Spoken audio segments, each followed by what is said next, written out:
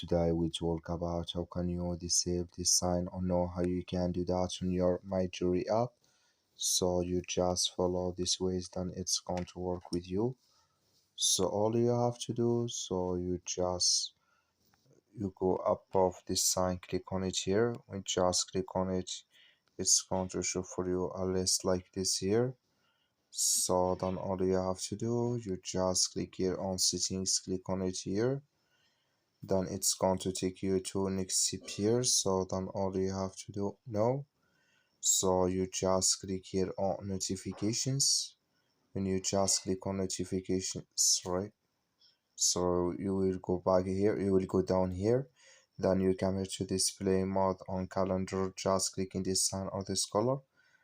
Like you see color, it's gonna let me here display mode on calendar disable with us now.